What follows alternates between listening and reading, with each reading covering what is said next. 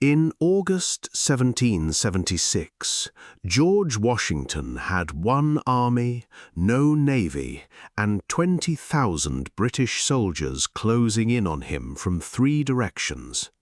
Within a week, historians say he should have lost the war right there. Instead, he did something so strange that his own officers thought he'd lost his nerve. He ran. And that single decision, to retreat instead of die with honor, became the strategy that would take down the most powerful empire on earth. Act 1.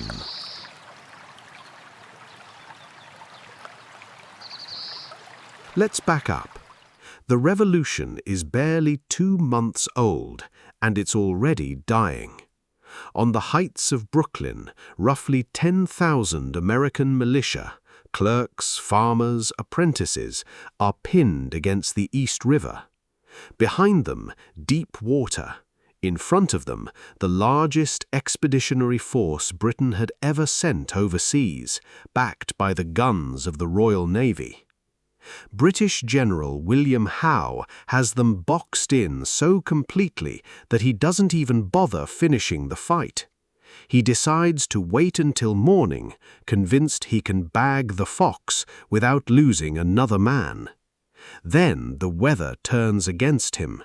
A thick, unnatural fog rolls in off the water, and under that cover, in total silence, Washington starts moving. Boat by boat, he ferries roughly 9,000 men, their horses and their artillery across the river through the night. By the time the fog lifts, the British are staring at empty trenches and cold campfires, nothing else. To Howe, this looked like proof of a coward too scared to stand and fight like a gentleman. What he didn't realize is that he'd just watched the opening move of a strategy the British would never solve. Act 2.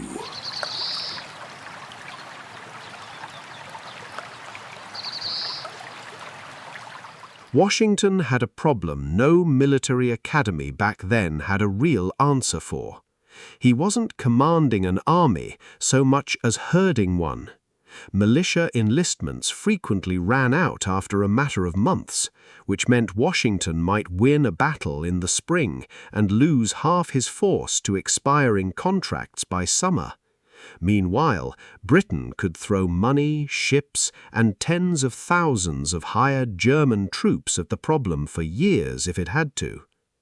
Every time Washington fought the war the way the British wanted, lines of men, muskets, bayonet charges in the open, the results were brutal. At Long Island, the Continental Army was routed so badly that some historians think the war nearly ended in its first summer. So Washington did something unusual for a revolutionary. He looked backwards. 2,000 years backwards, to a Roman general named Quintus Fabius Maximus. When Hannibal invaded Italy and started crushing Roman armies in open battle, Fabius made a decision that got him mocked across the Republic. He refused to fight.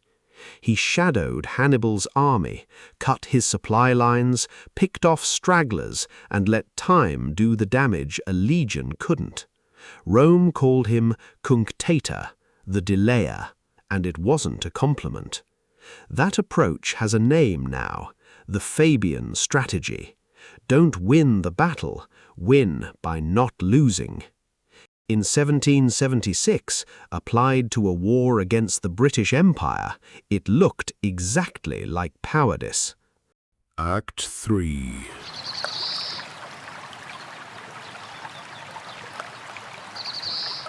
Loyalist papers in New York started calling him a beaten fox. Whispers spread through his own camp that their commander simply didn't have the stomach for a real fight. Some in Congress quietly wondered if they'd picked the wrong man. But Washington was running a calculation almost nobody else was making. Britain was fighting a war roughly 3,000 miles from home, across an ocean that took 6 to 8 weeks to cross one way. Every month the war dragged on, drained the British treasury, and stretched supply lines the Royal Navy could never fully protect. Washington didn't need to defeat the British Army. He needed to still have an army, any army, on the field when Parliament's patience and money ran out. As long as the Continental Army existed, the revolution existed. To win, Britain needed a knockout. Washington just needed to keep standing. That's a strange thing to build a war around. It's also, as it turns out, exactly the kind of strategy that's boring to fight against and brutal to lose to. Act 4.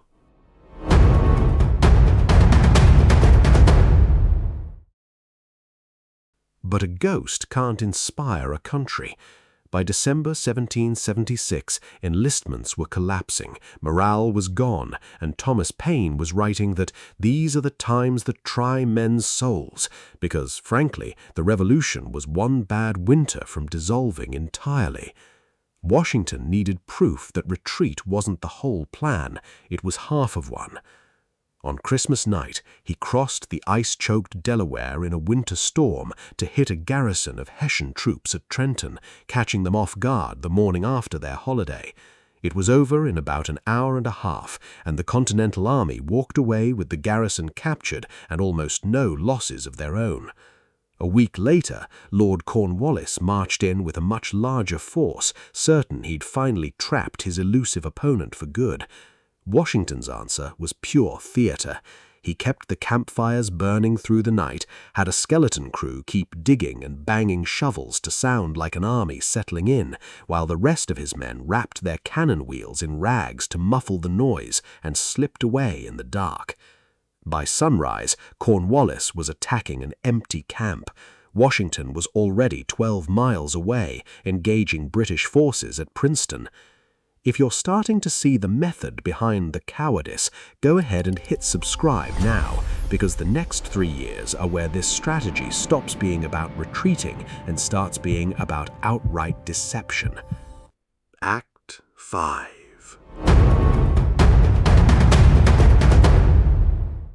Here's the part that gets skipped in most retellings. Fabian's strategy buys you time. It doesn't win the war by itself. Eventually, Washington needed an army that could stand in a real fight and win one, not just survive one. That transformation happened over the brutal winter of 1777 to 1778 at Valley Forge. Roughly a tenth of the army didn't survive the winter. Disease and exposure did more damage than any British musket. But it's also where a Prussian-trained officer named Friedrich von Steuben arrived and began drilling the Continentals from scratch, how to march in formation, how to reload faster, how to move as one unit instead of a mob with muskets. Von Steuben didn't speak much English. He drilled soldiers through interpreters, sometimes cursing in 3 languages at once when a formation fell apart. But by spring, the army that walked out of Valley Forge wasn't the one that walked in. It could hold a line, it could maneuver, it could for the first time actually fight the British on close to even terms. The Fabian strategy had bought Washington the one thing he couldn't get any other way, enough time to build a real army underneath the ghost. Act 6.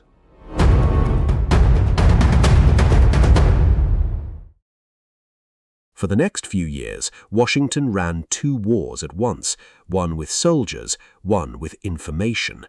He built and personally directed a spy network historians now call the Culper Ring, a small group of merchants, farmers, and a tavern-keeper's daughter operating undercover in British-occupied New York, using invisible ink, coded numbers, and even a clothesline system to pass along British troop movements. But the more interesting trick wasn't what Washington was gathering, it's what he was feeding back. He had officers draft fake orders and supply requests for divisions that didn't exist, regiments, encampments, entire phantom armies built out of paperwork and empty tents, designed to be intercepted by British intelligence. The goal wasn't just to hide his real army, it was to make the British spend real resources, men, supplies, attention, defending against threats that only existed on paper. It worked. British commanders, terrified of a major assault on New York that was never actually coming, kept pulling troops back to defend the city, which meant thinning out their forces everywhere else. And that's exactly the gap Washington needed. Act 7.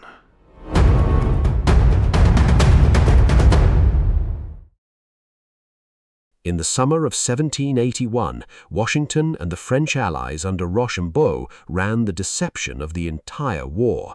They built visible bakeries, ovens, and boat collection points near New York, all signs of an imminent attack on the city, all fake. British General Clinton believed it completely and kept his forces anchored in New York, waiting for an assault that was never coming. While Clinton waited, Washington and the French army were already gone, marching more than 400 miles south towards Virginia, where Cornwallis had dug in at a small tobacco port called Yorktown, expecting naval support that the French fleet had just cut off in the Chesapeake. By the time Clinton realized what had actually happened, it was already too late to help. Cornwallis was surrounded on land by American and French troops and cut off from the sea. Washington's men, the same ones drilled by von Steuben at Valley Forge, dug siege trenches with methodical precision and even took key redoubts using unloaded muskets and bayonets alone to keep the attack silent until the last possible second. On October 19, 1781, Cornwallis surrendered. Legend says the British band played "The World Turned Upside Down" as they marched out. Whether or not that's literally true, it's hard to find a better summary of what had just happened. Here's the part that should surprise you the most. Act 8.